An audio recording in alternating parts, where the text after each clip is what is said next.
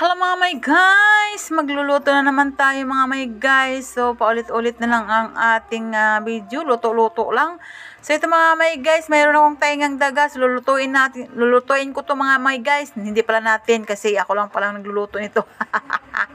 So, ayan mga may guys, hindi ko na kayo dinala sa pag-chop-chop ko. Asayan ang ating ingredients, mantika, bawang, sibuyas, at pamatsik sarap. O, ayan, manok, at saka opo mga may guys. Pag i-mix na lang natin ito mga may guys. So, ayan, takan ko na yung, lagyan ko na ng mantika mga may guys, kaya mainit na yung kawali. Ang hirap mag-voice over mga may guys. So, ayan o. So, ayan, ina-adjust ko ang aking apoy mga may guys para hindi matutong ating ilalagay natin ng mga ingredients dyan mga may guys. So, ayan, alam nyo naman yung lutuin ng mga may guys.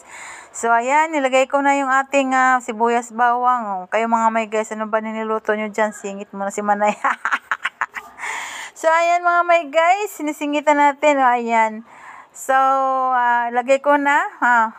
Sunod yan mga may guys, lagay na natin agad dyan mga ingredients dyan. Wala nang tumpik-tumpik pa mga may guys. Sunod yan mga may guys, ay itong taingang dagang ating ilagay dyan mga may guys. Diba? So, ayan, adjust ko na naman yung ating apoy mga may guys para mabilisan ba. Kasi itong ating saingan mga may guys na electric stove ay mabilis yan mga may guys. Kahit ganyan lang yan. Legit yan. Char.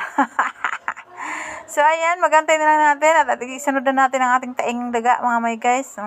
At kayo, mga may guys, ano niluluto nyo dyan sa bahay nyo ngayon? Ay, naku, paulit-ulit lang ang ating mga ulam, mga may guys. Lutong bahay lang, mga may guys. Alam nyo na yung lutuin.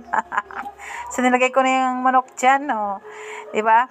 Tapos, kurawin lang muna natin yan, mga may guys, para ma-mix man lang ng, amoy ng mga sibuyas dyan.